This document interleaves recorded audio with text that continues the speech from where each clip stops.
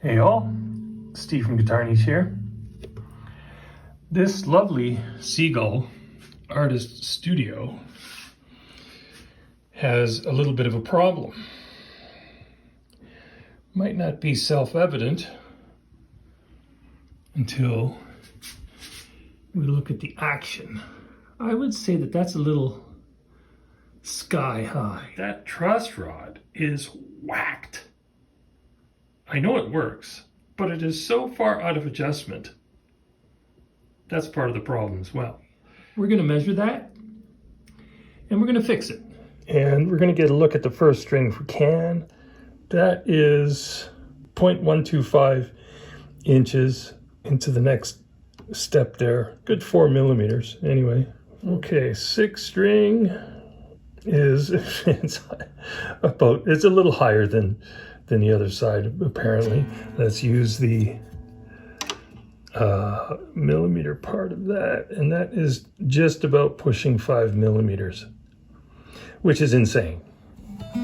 So the first thing I'm going to do is tackle the truss rod adjustment and see if that makes a significant difference, which I think it will. I'm going to dump the string pressure a little bit. And this does have a dual action truss rod in it, by the way. Okay, so we'll see where we're at. So we're going to go, okay.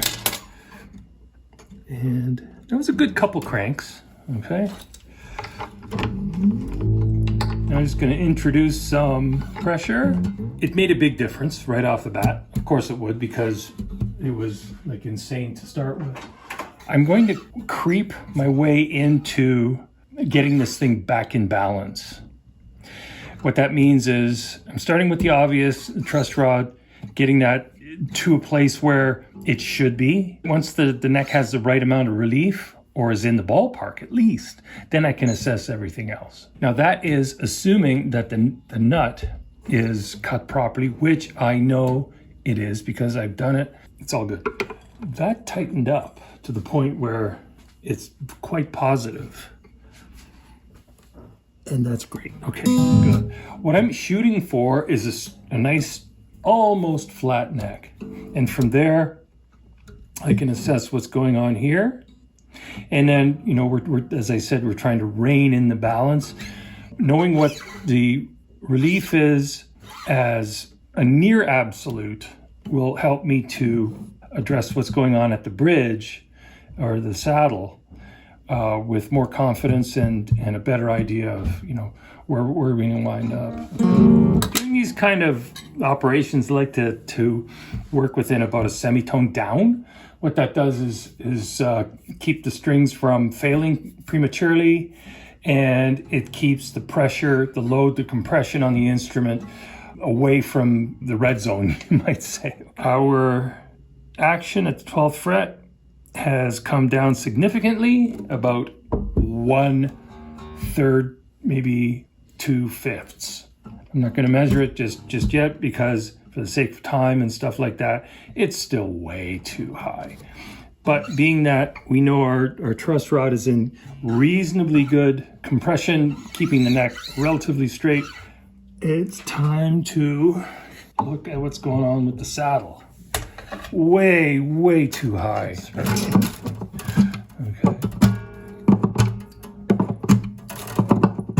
See how easy that is? Okay. So just using the knuckle of my thumb here as a pressure point, pivot, and I use the side cutters as a wedge. Just get under the head of the pin, pull it up. Now that should be loose a little bit. Yeah, that's a new saddle, and I don't think I did that. One of the things that you should do every time is if you have a pickup system and you're trying to adjust the height of the saddle, always look under the strip if you can, as long as you can get that pickup strip up without damaging the system or compromising it. Always look under the hood and see if there's anything going on. See that? Somebody put that saddle in there and didn't consider that there might have been a shim underneath there already. You live and learn, right? Live and learn. Now, the beauty here is we know that this is so high. It's higher than it's supposed to be. And I just happen to have a nicely discolored piece of scrap here from my boneyard. Work on a lot of seagulls, and this is the tusk stuff tends to get a tan over a few years. And we're going to pop that in there. It's going to match as far as patina goes, and we're going to see where we wind up from 0. Well, right away I'm going to say that that's too low, but you never know. You never know until you get it all together, okay?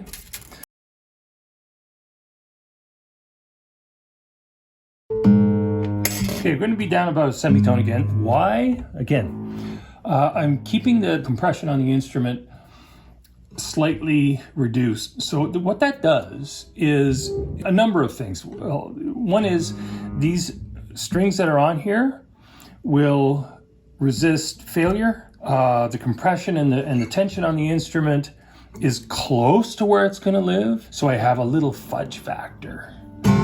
Okay, I'm going to give this a quick test drive. I'll give you my feedback on it, and we'll measure the first and sixth string at the 12th fret and report back on that, and I'll give you my interpretation of what's going on. So, a couple of things I had to deal with, which was this pickup was not working.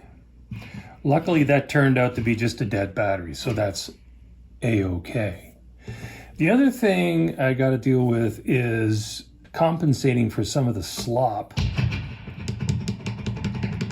that is evident with this saddle and this slot. Now, this is actually an accurate saddle for this instrument and this manufacturer. This is what they use.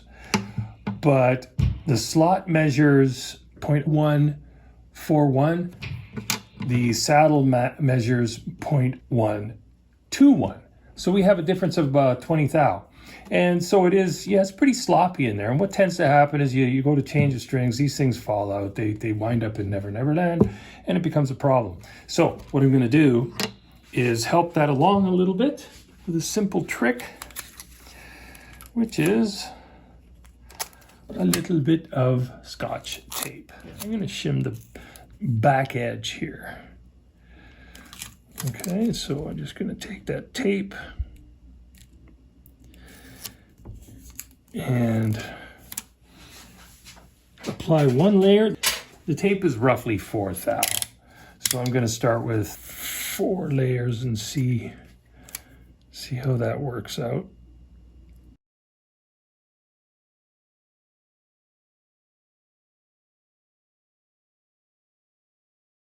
And one more, and I'll trim this up. I'll clean it up a little bit.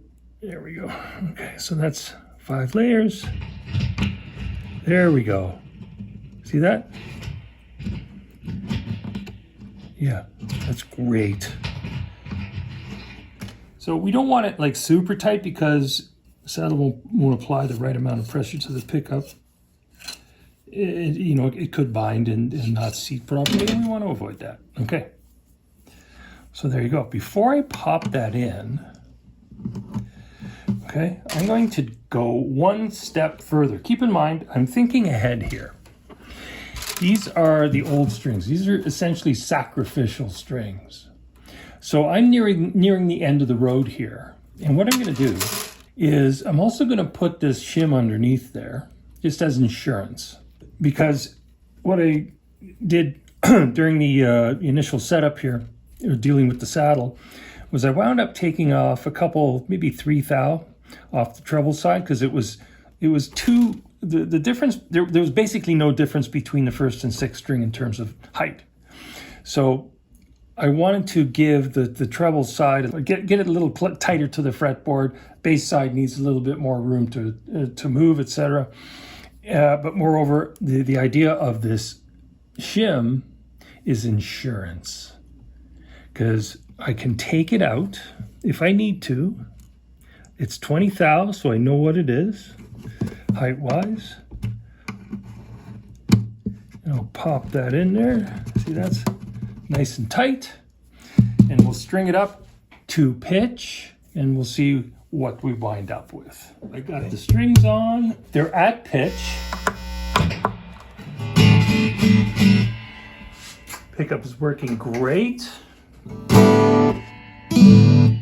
I measured the 12th fret. First string is 0.07, and sixth string is about 0.08.5, which is medium, very much in the medium area. The shim is actually in the bridge. I left that in there as I mentioned. Everything does what it's supposed to do.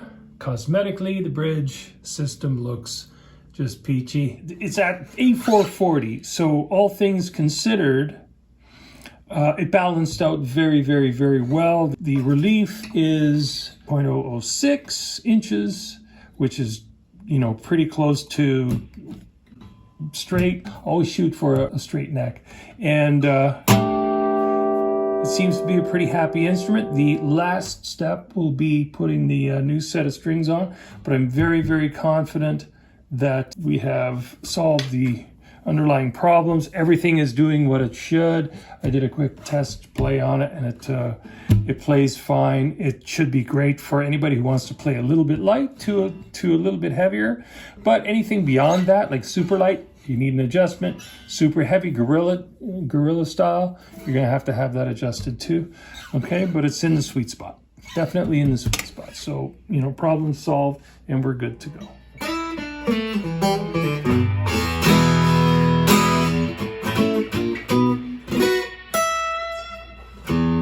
So this thing turned out great. It's a survivor. It's in terms of it went way over to one side and it came back. It's a good instrument, and it was able to be, you know, readjusted into where it should be. Anyway, my name is Steve. This is GuitarNiche. Thanks for watching, putting up with my crap. As always, I appreciate the eyeballs, new subscribers, all that good stuff. Thanks for coming out. Hope you got something out of that. As always, play loud, have fun, and have a great day.